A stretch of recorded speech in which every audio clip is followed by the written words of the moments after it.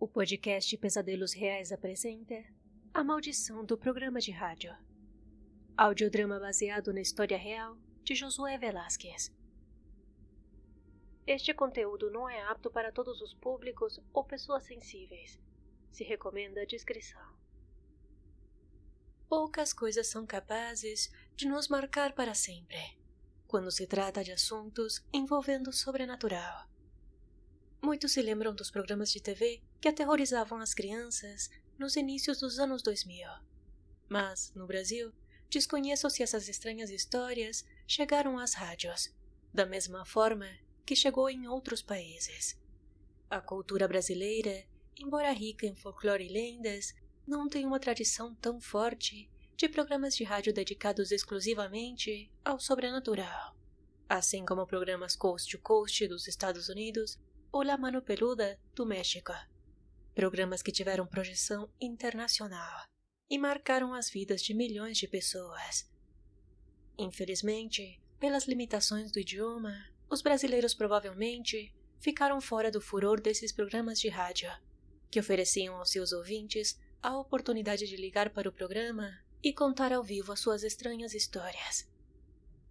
No final do mês passado, perguntei aos meus ouvintes que histórias gostariam que eu trouxesse para o especial de Halloween deste ano. Um ouvinte chamado Leandro Silva me propôs trazer dois assuntos diferentes: histórias latinas de terror ou as histórias mais assustadoras que eu já ouvi. Isso automaticamente me desbloqueou a memória de um caso transmitido ao vivo, em um programa de rádio latino conhecido como La Mano Peluda. Desde que comecei a ter acesso à internet, lá por 2007, eu já sabia da existência desse programa. Mas apenas alguns anos mais tarde, tive a oportunidade de ouvir alguns programas gravados. Entre as diversas histórias apresentadas, uma em particular não só tirou meu sono e os de milhares de ouvintes, como deu início a uma suposta maldição, que em anos mais recentes levou a vida de várias pessoas envolvidas em um único caso, transmitido em 2002. A complexidade da história, as vozes e sons estranhos durante a ligação e o pavor retratado na voz do ouvinte me marcaram profundamente. Tanto esse programa, apresentado pelo mexicano Juan Ramón Sáenz, quanto os antigos trabalhos radiofônicos do uruguaio Narciso Ibáñez Serrador, nos anos 70, foram minhas principais inspirações para iniciar este programa, em 2021, porque acreditava que o Brasil deveria conhecer mais a respeito da longa tradição latina de amar programas radiofônicos dedicados ao terror. Espero que gostem deste humilde tributo a um dos programas de terror mais importantes da América Latina, e seja um bom encerramento para os especiais de Halloween deste ano, com o sinistro caso do México, o lar das melhores histórias de terror de todos os tempos. Mais do que apenas contar as histórias dos seus ouvintes, Juan Ramón Sáenz, que apresentava o programa La Mano Peluda, tentava ajudar as pessoas aflitas que ligavam para o programa. Algumas vezes fornecendo ajuda de psicólogos ao vivo, já que o apresentador, apesar de gostar dessas histórias, era um homem cético, formado em direito e com especialização em criminologia, mas dedicou a sua vida a ser locutor de rádio. Entretanto, respeitando a crença de muitos, também era oferecida a presença de padres católicos durante a transmissão do programa, que procuravam consolar e acalmar os ouvintes mais desesperados. O programa La Mano Peluda foi batizado assim por Mário Córdova, diretor artístico da estação 104.1 FM, e Rubén García Castillo, o primeiro locutor do programa, que teve sua primeira emissão em 13 de agosto de 1995. Córdova se inspirou na grande paixão dos mexicanos por lendas e histórias de terror, herdadas de tempos pré-hispânicos.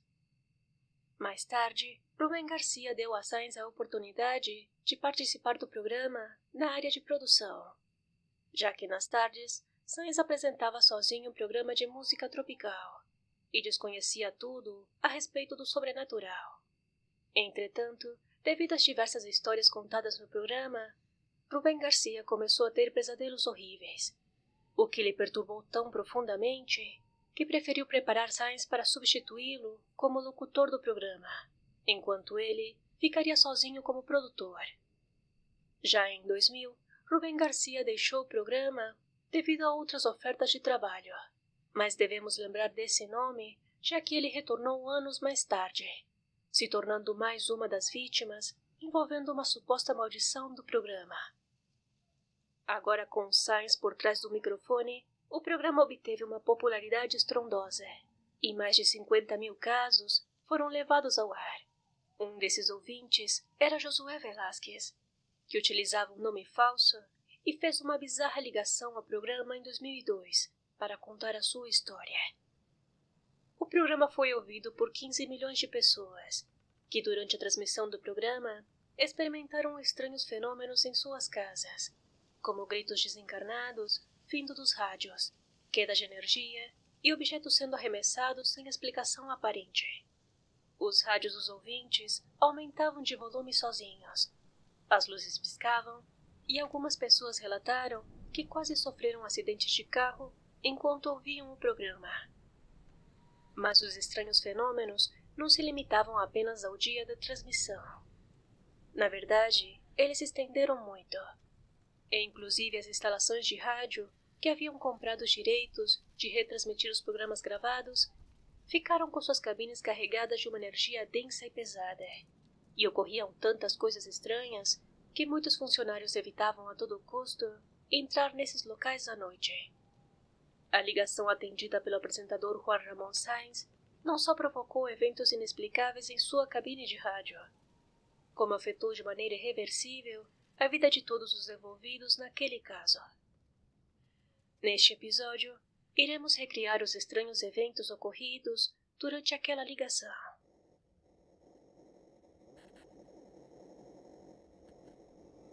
Boa noite, senhoras e senhores. São as 22 horas do dia 31 de outubro e estamos na linha com o nosso ouvinte Josué Velasquez, de Monte Califórnia, que irá nos contar essa impressionante história.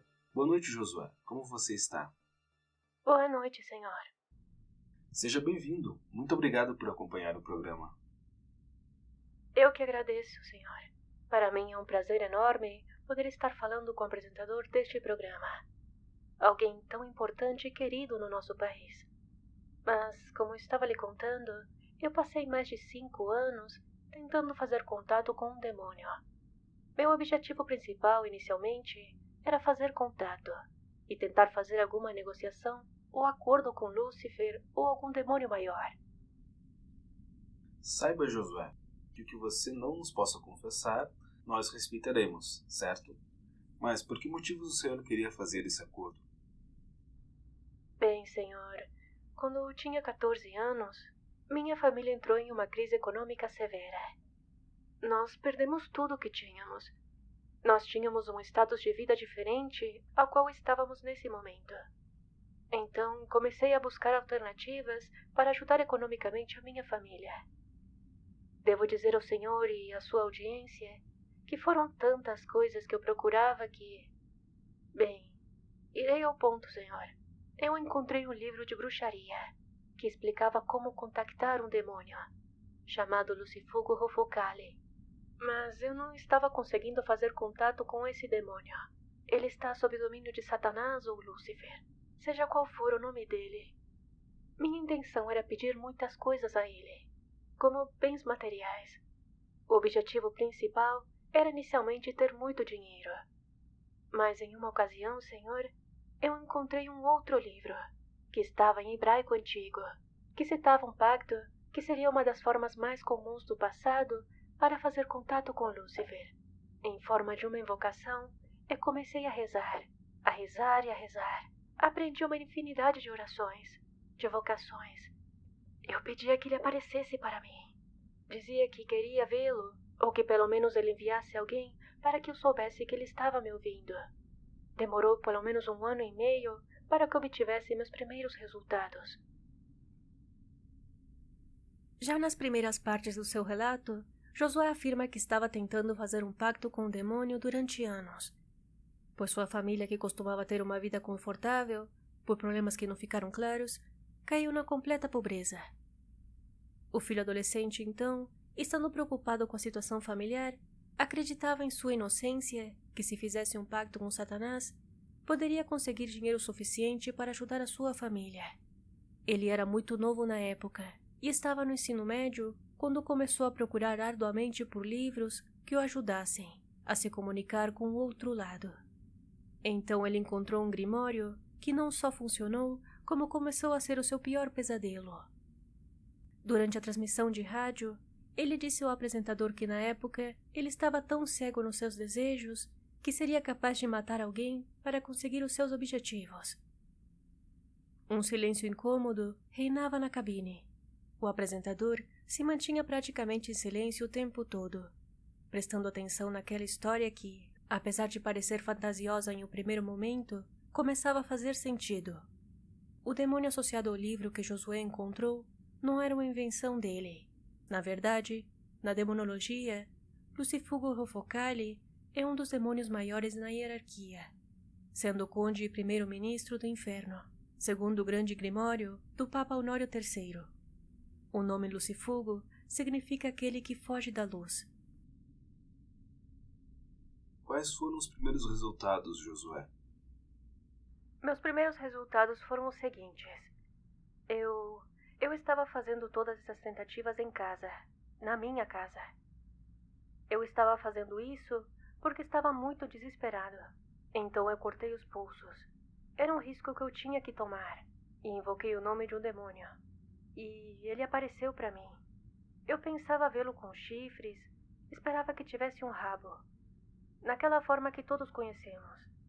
Mas, em vez disso, apareceu um senhor muito escuro e magro, e ele se sentou do meu lado. Eu estava em choque com aquela situação, e perguntei quem ele era. E à minha pergunta, ele disse: "Do que você quer me chamar?" Ele pronunciou aquelas palavras de um jeito tão tranquilo, senhor. Eu não sei por que fiquei tão confuso na hora, mas pensava que ele não podia ser o próprio Lúcifer que tinha aparecido para mim. E enquanto eu pensava nisso, ele me disse que não era o diabo e me disse outras coisas que eu não posso contar aqui. Claro, eu entendo. Esse foi o primeiro resultado que tive, e esse senhor ficou para me acompanhar, e me segue desde aquele momento até agora. Imagine, senhor, essa pessoa me ensinou tantas coisas, como induzir efeitos positivos ou malignos nas pessoas. Não havia nada específico que eu tinha que fazer para chamá-lo. Apenas dizia o nome dele e ele aparecia. Sobre essas coisas que ele te ensinou, Josué, qual era o preço que o senhor teve que pagar? Como eu disse, aquele homem falava normalmente comigo, assim como estou falando com o senhor agora. Mas o senhor fazia isso em pensamentos ou em palavras?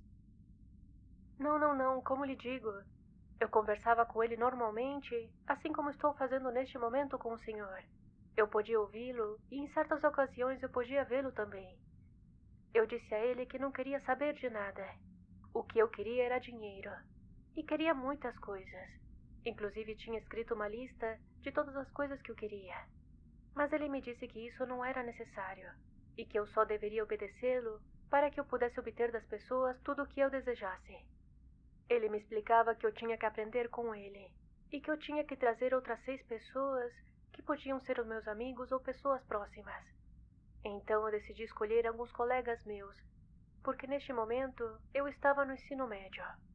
Juntos deveríamos fazer uma cerimônia, na qual eu estive me preparando por volta de 8 meses, e ele me disse que me daria uma infinidade de coisas.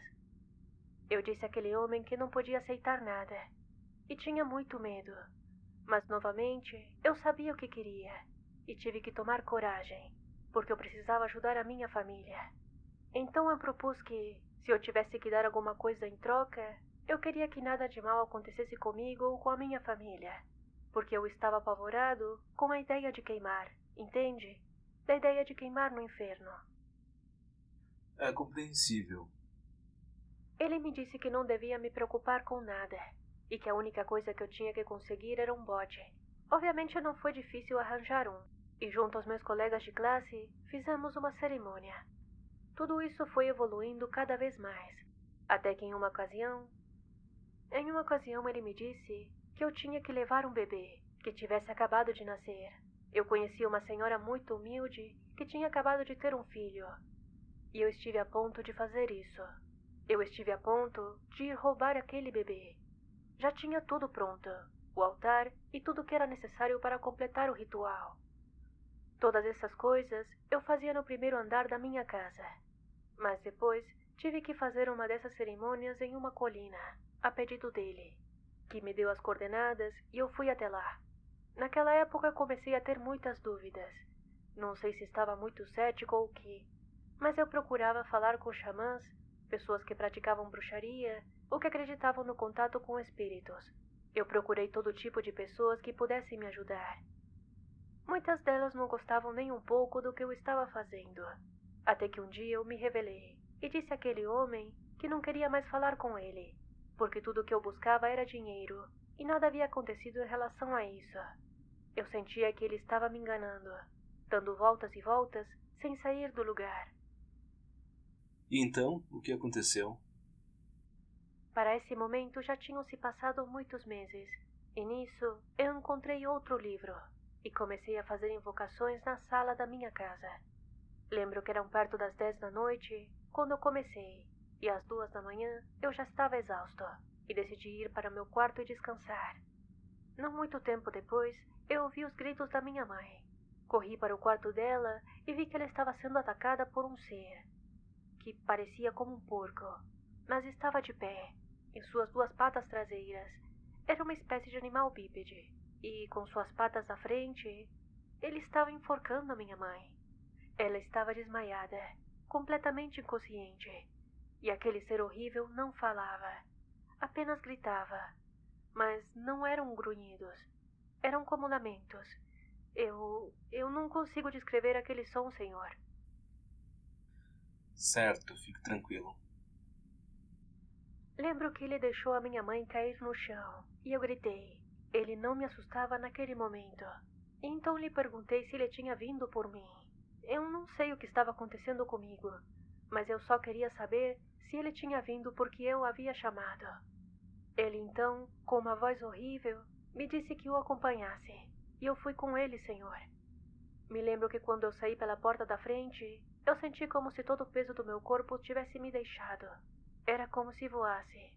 Mas gostaria de deixar claro aqui que eu estava nos meus 5 sentidos. E eu tentei contar o tempo para me convencer de que aquilo não era um sonho. E era o resultado das minhas invocações. Lembro que chegamos a um lugar que eu tinha estabelecido como o centro das minhas atividades. E nessa colina tinha uma caverna muito conhecida na minha região. Nós entramos nela, e assim que passamos da entrada, aquela coisa não se parecia mais com um porco. Agora ela tinha uma forma feminina. Parecia que podia mudar de forma quando quisesse. Isso estava me deixando muito nervoso, porque eu queria falar com ele, ou com ela, com aquela coisa. Eu podia sentir como aquilo ficava tocando a minha testa, e eu desmaiava, e isso se repetiu várias vezes. Eu estive muitos dias dentro daquela caverna, e pude ver as pessoas que entravam e saíam. Foi tanto tempo que passei lá, que acredito que não saí antes, porque algo dentro de mim não queria que eu fizesse. Naquele momento, nem a minha mãe, nem o resto da minha família me importava. Sentia que somente naquele lugar, e com aquelas pessoas, ou seres, eu iria conseguir o que eu queria. E dentro daquela caverna, ele estava me preparando, e me deram um anel que eu carrego comigo até hoje. Segundo o que eu investiguei, esse objeto se chama Anel do Rei Salomão, e seria um anel para dominar. Aqueles seres me disseram que, quando eu o recebesse, um espírito o acompanharia, e cada vez que eu fizesse uma invocação, o espírito apareceria e me daria tudo o que eu pedisse. Mas, para obter esse anel, eu tinha que entregar alguém da minha família. Eu não sei porquê, mas eu pensei que não fazia muito sentido entregar a minha mãe ou os meus irmãos, porque eu os amo muito e, por eles, eu estava fazendo isso. E então, eu pensei na minha avó. Ela estava muito idosa e já tinha vivido muito. Então eles me explicaram como tinha que fazer. E eu a matei. Eu não deveria estar dizendo isso, mas eu estou muito arrependido. E não posso mais sair, porque eu sei que perderia tudo o que eu consegui. Neste momento, Josué explicou detalhadamente como a sangue frio atentou contra a vida de sua avó, enquanto fazia um ritual. Ele aproveitou que a idosa morava sozinha, para ter tempo de agir, e descreveu que teve que fazer muitas coisas no corpo dela, e deveria colocar aquele estranho anel que lhe havia sido dado no dedo anelar da mão esquerda dela. E isso o deixou muito impressionado, porque após finalizar o ritual, o corpo da idosa não apresentava sequer uma marca, e sua morte foi considerada por causas naturais. Aqueles seres disseram a ele que o pacto havia sido concluído, e que as preces dele haviam sido ouvidas, e eles cumpririam a sua parte do trato. Entretanto, aquilo estava longe de terminar, pois não foi exatamente uma troca. Josué acreditava que havia pagado com a alma da sua avó, mas na verdade, a partir daquele momento, muitos outros seres começaram a se manifestar para torturá-lo. Graças ao pacto que ele fez, Josué obteve grandes conquistas, como por exemplo, realizar o sonho de se formar como analista parasitologista bacteriológico, através dos poderes do anel. Ele explicou que fez uma série de trabalhos de bruxaria, antes de uma conversa que teve com o diretor do Instituto Politécnico Nacional do México, o Sr. Diodoro Guerra Rodrigues. Durante essa conversa, Josué falou a respeito do seu sonho, ao qual o diretor simplesmente concordou e lhe deu o que ele queria. Então Josué, de maneira inexplicável, conseguiu se formar em um curso que normalmente dura 8 anos em apenas 6 meses, aos 20 anos de idade. Isso lhe permitiu abrir a sua própria empresa em Monte, Califórnia, nos Estados Unidos, onde dizia ganhar cerca de $15.000 por dia. Mas apesar disso, poucas coisas boas haviam ocorrido na vida dele. E por esse motivo, ele dizia estar muito arrependido e profundamente atormentado pelos seus atos, e a presença constante daqueles seres horríveis que o seguiam. Apesar de ter muito dinheiro, Josué começou a sofrer com as regras impostas por aqueles seres, pois todo o dinheiro que ele ganhasse em um dia, no seu trabalho, deveria ser gasto imediatamente, porque do contrário, ele apenas sumiria no dia seguinte. E isso obrigaria a voltar a fazer coisas muito ruins que ele não especificou, para obter outra quantia semelhante. Isso o impedia de aproveitar aquele dinheiro, pois vivia preocupado com a ideia de que tinha que se desfazer do dinheiro o mais rápido possível, comprando objetos de grande valor ou colecionando antiguidades na sua grande casa onde morava sozinho. Segundo ele, não era possível se desfazer do dinheiro doando para alguém, queimando e nem jogando fora, pois como aquele havia sido o trato, ele tinha que seguir regras específicas, porque do contrário, ele sofreria as consequências, e aqueles seres eram muito cruéis. Quando Sainz perguntou por que ele não doava o dinheiro, Josué respondeu: "Não, eu não posso doá-lo. Ou seja, eu até posso tentar doá-lo para alguém que precise. Mas eu tenho indicações que, se esse dinheiro é doado com a intenção de ajudar alguém, coisas muito ruins podem acontecer comigo. Por exemplo, na terça-feira passada, estávamos fazendo a papelada para a compra de um imóvel aqui na Califórnia, quando ouvi um trabalhador da empresa de construção que estava trabalhando nesse terreno, dizendo que estava passando por muitos problemas. Então senti a necessidade de ajudá-lo e dei dinheiro a ele. Mas quando cheguei em casa, eu fui atacado pelo que parecia ser uma figura feminina. Eu nunca tinha visto antes. E até este momento, ela continua aqui. Agora mesmo, ela está atrás de mim." Ela está aí com o senhor? Como ela é? É uma mulher branca, muito magra, com cabelo longo e preto até metade de suas costas e ela não tem pés. Ela está flutuando?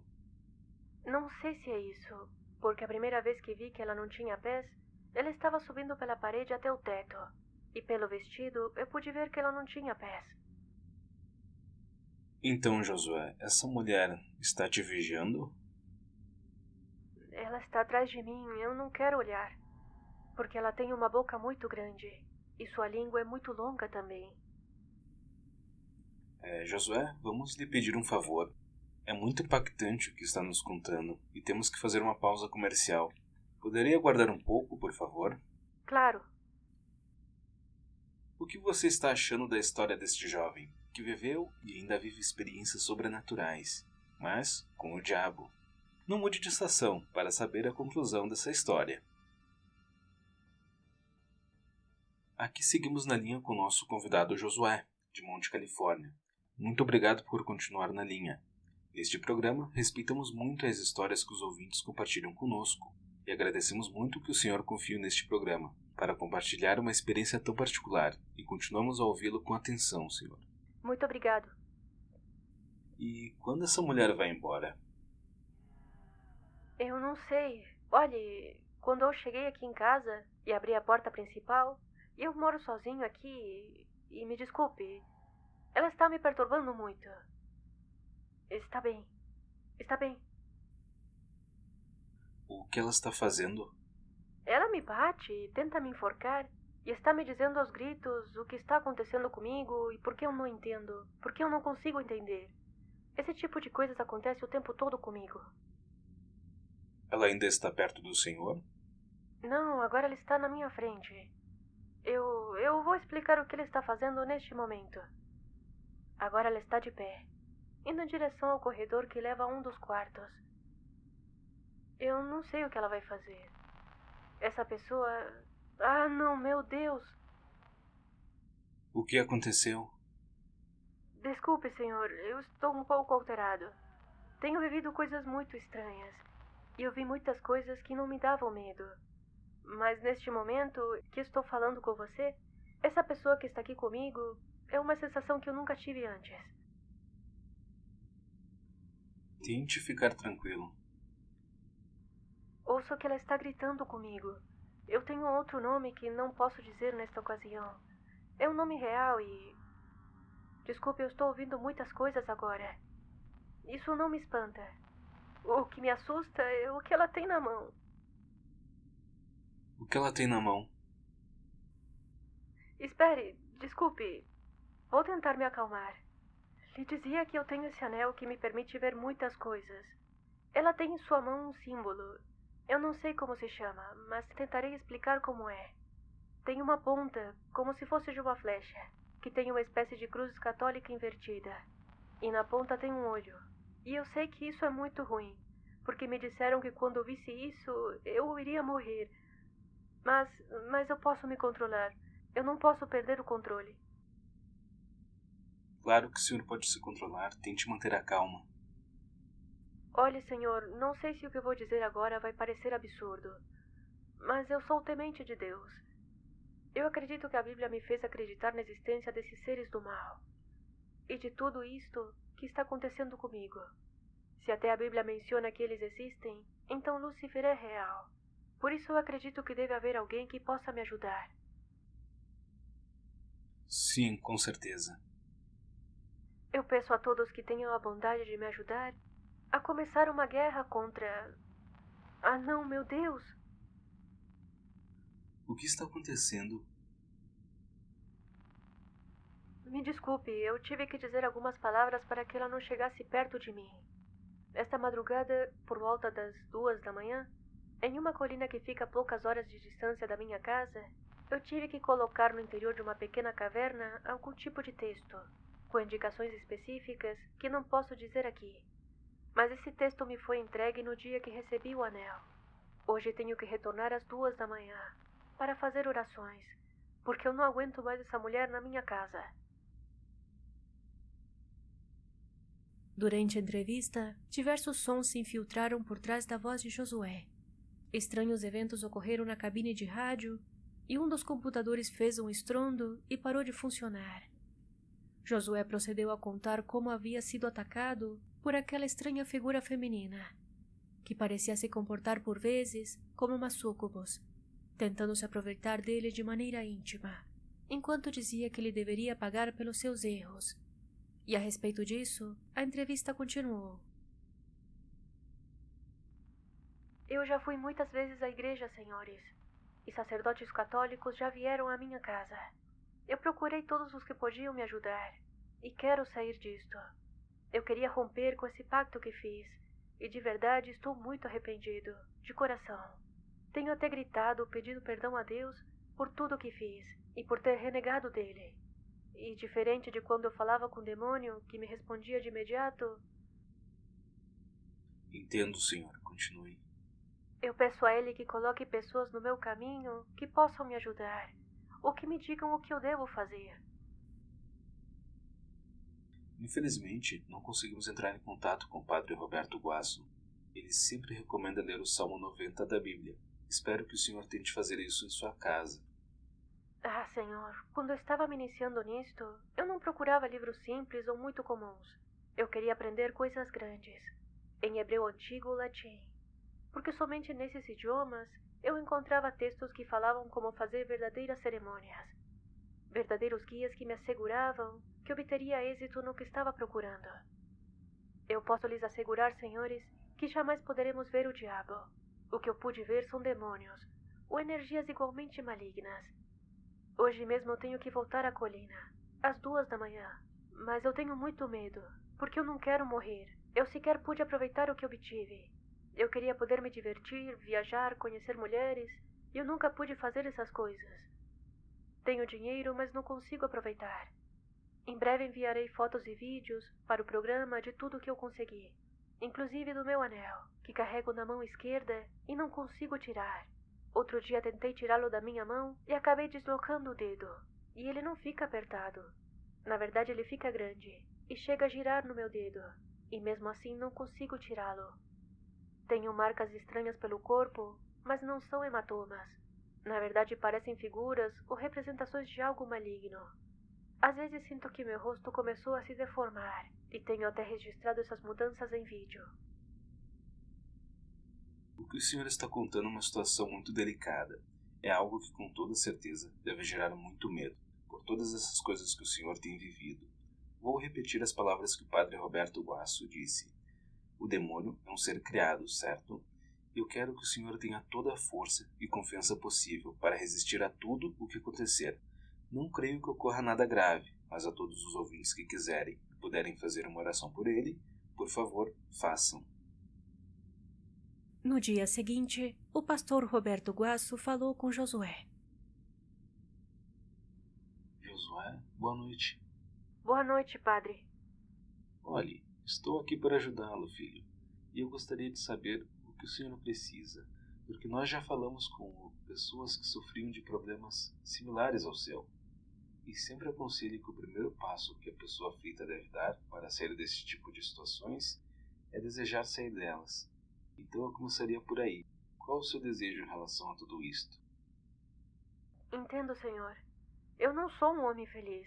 Eu vivo com medo e sempre preciso estar rodeado de outras pessoas porque me sinto muito sozinho e aterrorizado. Eu já tentei muitas vezes, senhor. Tentei muitas vezes me desvencilhar de tudo isto. Me disseram que tinha que me desfazer de tudo que eu tinha na minha casa. Mas eu não possuo nenhum símbolo satânico nem nada do tipo. Tenho minha Bíblia, quero dizer. Eu tive uma vida comum na igreja. Eu só queria encontrar uma saída. O que devo fazer? O que eu tenho que fazer para sair deste pacto que eu não quero mais manter? Eu sei que errei, mas eu não quero mais isso na minha vida. Bem, esse é o primeiro passo. Você deve sair, pedir perdão. E você acaba de dizer algo muito importante. Eu errei. Nós, seres humanos, cometemos muitos erros durante as nossas vidas. O problema não é cometer erros, e sim as consequências que obtemos após cometer esses erros. Neste caso, as consequências são espirituais, que são muito fortes e também possuem um grande alcance. Inclusive, chegam a muitas outras pessoas que estão em sua vida. Eu lhe diria que você tem que romper com isso. A palavra de Deus nos diz que devemos romper com aquelas ligações negativas que fizemos. Você deve romper com o que fez. Eu sei que não é fácil, por todas as coisas que você obteve com isso. E, com certeza, não é nem será fácil. Na verdade, é uma guerra espiritual. O padre recomendou que Josué procurasse uma igreja católica, onde poderiam ajudá-lo a quebrar aquele pacto. Mas apesar da distância física entre eles, o padre disse que poderia tentar fazer uma liberação naquele momento. Mas antes da segunda ligação à rádio, Josué de fato foi até a colina, que citou durante o seu relato, e voltou a se comunicar com aqueles seres obscuros. e 4 deles, segundo suas palavras, o seguiam de maneira constante, e haviam-lhe dito que era inútil achar que poderia romper o trato, pois o que havia sido dado não poderia ser devolvido. A segunda ligação de Josué é repleta de sons estranhos, risadas e vozes desencarnadas, se sobrepondo aos participantes da entrevista. Padre, eu gostaria que o senhor nos explicasse quais seriam as coisas que ele deveria fazer para romper com o pacto que ele fez. Ele teria que fazer orações, demonstrando o desejo de sair de tudo isto, com a certeza de que Deus perdoa, mas me diga. Espere, o que está acontecendo, Josué? Eles estão falando. Esses seres estão gritando, mas está tudo bem. Alô? Ok, estamos ouvindo. Que características deve ter Josué, físicas e mentais? Primeiramente, espirituais, para que o espírito possa guiar o mortal e o físico, no nome do Pai, do Filho e do Espírito Santo. Não preste atenção, não preste atenção. Eu não ouço nada. Não ouve nada? Declare: eu pertenço a Cristo. Do que está falando? Eu pertenço a... Coloque o manto da salvação. Durante o programa, a Bíblia que o padre tinha na cabine de rádio teve alguma das suas folhas amassadas de forma inexplicável, sob o olhar incrédulo de todos os presentes. A sala estava incrivelmente gelada, e as luzes se apagavam e voltavam várias vezes durante o programa. Enquanto isso, milhares de ouvintes sofriam de fenômenos semelhantes em suas casas. Os equipamentos de som elétricos falhavam e se apagavam sem uma explicação aparente, o que fez com que alguns ouvintes curiosos com a conclusão daquela sinistra história corressem para ligar os seus rádios à pilha. Muitas crianças na época eram proibidas de ouvir o programa de rádio, porque muitas delas tinham pesadelos após ouvir as histórias que eram transmitidas, e o caso Josué em questão provocou pesadelos e crises de pânico em diversos ouvintes de todas as idades. Mas como se tratava de um caso complexo, que deveria levar muitas horas de programa, a produção teve que encerrar a segunda ligação de Josué. Mas marcaram para ligar na segunda seguinte e prometeram a ele e aos ouvintes que continuariam ajudando no caso. Entretanto, semanas se passaram e aquela ligação nunca ocorreu. Então o próprio locutor Sainz decidiu que com os dados que Josué havia dado fora do ar, ele tentaria procurá-lo em sua cidade, em El Monte, Califórnia, pois ele já conhecia a região. Mas apesar de ter parte do endereço, ele não estava encontrando a casa de Josué, que pelo seu relato na rádio, deveria ser uma casa muito grande e de 2 andares. Ao perguntar aos vizinhos, que moravam na mesma rua de Josué, eles demonstraram um certo medo quando o locutor lhes escreveu como era a pessoa que ele estava procurando. Eles o alertaram que era muito perigoso ir até aquela casa e disseram a Sainz que ele não deveria procurar por aquele homem. Mas como o apresentador era cético, ele foi mesmo assim e encontrou uma imponente casa que aparentava estar abandonada e era grande demais para um homem só morar nela. Ele avançou pelo jardim, observando os claros sinais de abandono da casa, e bateu na porta principal. Não muito tempo depois, ele foi recebido pelo que parecia ser um homem muito obscuro, magro e todo vestido de preto. Sainz perguntou se aquela era a casa de Josué e se ele estava presente. E aquela pessoa estranha negou com a cabeça e logo fechou a porta com violência. O apresentador foi embora, mas ficou sabendo que no dia seguinte da segunda ligação, Josué havia sofrido de um grave acidente que o fez ficar hospitalizado. Ele foi encontrado caído, com um crucifixo enterrado em seu ventre, o que lhe causou um grande sangramento interno. E, após isso, Sainz não voltou a procurá-lo. Em fevereiro de 2010, o locutor deixou os microfones do programa La Mano Peluda, onde havia dedicado 15 anos de sua vida. Ele estava decidido a iniciar uma nova etapa, quando foi contratado pela TV Azteca para uma nova sessão de um programa chamado Extra Normal. Haviam-se passado 9 anos desde aquela ligação, e a história de Josué parecia haver morrido em 2002. Mas entre os fãs ficava a dúvida se tudo aquilo havia sido real, ou fruto da mente de um homem profundamente perturbado. Em 2011, não se sabe ao certo se foi a TV Azteca que contatou Josué ou se foi ele mesmo que ligou para a emissora, mas eles decidiram reviver o caso e realizar uma nova entrevista.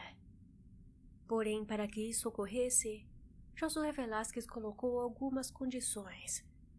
A equipe deveria fazer a entrevista em um lago escolhido por ele, em uma pequena embarcação, e a localização exata não deveria ser revelada ao público, pois ele temia pela sua segurança. Josué somente faria entrevista de costas para a câmera, e o próprio Juan Ramón Sáenz deveria estar presente. As condições foram cumpridas, e no dia 19 de maio, a gravação do programa foi realizada. Assim que chegaram ao local, foram recebidos por um estranho homem que os conduziu vendados até o local da entrevista. A equipe estava composta pelo cinegrafista Luiz Gonzalez, o apresentador Mário Estrada e Juan Ramón Sáenz. Josué carregava uma série de objetos peculiares para sua proteção e assegurava que outras pessoas, praticantes de atividades obscuras, queriam machucá-lo. Naquele dia, ele não só usava o anel em sua mão esquerda, como também carregava um osso humano como amuleto. Outro detalhe estranho que chamou a atenção das pessoas foi que quando Josué cumprimentou a equipe, ele usava a mão direita. Mas quando foi dar a mão para Sáenz, ele oferece a esquerda, a mesma mão onde carregava aquele anel. Após anos sem notícias a seu respeito, ficava evidente que ele ainda não estava totalmente livre do pacto que havia feito com aqueles seres obscuros, que ainda o atacavam fisicamente, mesmo na frente das câmeras, causando uma breve convulsão em Josué. Sáenz se notava visivelmente desconfortável durante a entrevista e confessou que, semanas depois de visitar a casa de Josué, coisas estranhas haviam acontecido em sua própria casa. Ele descreveu que sentiu sua cama tremer e sentiu um vento atrás da orelha. Era como se alguma coisa não tivesse gostado do seu envolvimento com o caso. Durante a gravação do programa, Sáenz parecia estar muito nervoso e segurava sua barriga como se algo o incomodasse. Ninguém imaginava naquele momento que, após aquela entrevista, uma série de eventos infelizes começariam a acontecer. Apenas alguns dias depois, Luiz Gonzalez, o cinegrafista, teve que se submeter a uma cirurgia de emergência por causa de uma hérnia não detectada anteriormente. Mais tarde, Mário Estrada, o apresentador do programa, se envolveu em um grave acidente de carro, que o deixou em recuperação por vários meses. Por fim, o próprio Juan Ramón Sáenz faleceu no dia 29 de maio de 2011, aos 48 anos, exatamente no mesmo dia que foi exibido o programa Extra Normal com a entrevista de Josué. Aquele havia sido seu último trabalho. Sáenz faleceu precocemente de uma hora para outra, chocando a todos os seus colegas. Ele sofreu de uma parada cardiorrespiratória provocada por uma bactéria gastrointestinal. Alguns asseguram que o problema de saúde repentino de Sáenz poderia estar associado à especialidade de Josué, a bacteriologia, que poderia ter-lhe provocado de alguma forma o rápido desenvolvimento de uma peritonite aguda, que geralmente demora mais tempo em se desenvolver e lhe causaria uma dor tão forte que lhe seria impossível disfarçar durante a gravação do programa. Após a morte de Sáenz, Rubén García Castillo voltou a ser o locutor do programa La Mano Peluda, e ele informou que o padre Roberto Guasso, que havia tentado ajudar Josué em 2002, também havia morrido devido a problemas cardíacos, apenas poucos dias depois que Sáenz. Mesmo não tendo participado da entrevista realizada pelo programa Extra Normal. Em 31 de maio de 2021, próximo ao 10º aniversário da morte de Juan Ramón Sáenz, o próprio Rubén Garcia também veio a falecer. Essa série de estranhos eventos ou perturbadoras coincidências consolidou a ideia de que todos os envolvidos diretamente com o caso de Josué e o programa La Mano Peluda foram marcados naquele dia. Muitas pessoas acreditavam que aquele estranho aperto de mão que lhe deu com a mão oposta a Sáenz, os objetos escolhidos, o local da entrevista e uma frase onde ele assegurou que em breve estaria livre de sua maldição, deveria ter sido um ritual muito elaborado para trocar a sua vida pela de outras pessoas, já que alguns asseguram que Josué, de fato, é um feiticeiro perigoso, que sempre esteve disposto a tudo para cumprir os seus objetivos. Ao longo dos anos, muitos tentaram provar que Josué não passava de alguém perturbado ou um ator muito habilidoso, e que tudo em torno da suposta maldição do programa seria falso. Entretanto, as pessoas envolvidas eram reais. A experiência que milhares de pessoas viveram durante a transmissão daquele programa não foi facilmente apagada e perdura na memória de muitos que vimos essa história evoluir ao longo dos anos. Relembrar esse caso tão emblemático, agora traduzido em português, trouxe à vida um dos casos que mais me impactaram, não só como host deste programa, mas como uma ouvinte também. Espero ter feito uma boa escolha para encerrar os especiais de Halloween deste ano. Se você gostou deste episódio, compartilhe com seus amigos. Não se esqueça de avaliar, deixando 5 estrelas no Spotify, e me siga no Instagram no @podcast Pesadelos Reais. Se quiser apoiar este projeto, considere ser um apoiador. A partir de R$6 mensais, você estará me ajudando muito a manter este projeto em pé. Procure o podcast Pesadelos Reais no Apoia-se ou verifique os links na descrição. Muito obrigada por ouvir até aqui e feliz Halloween!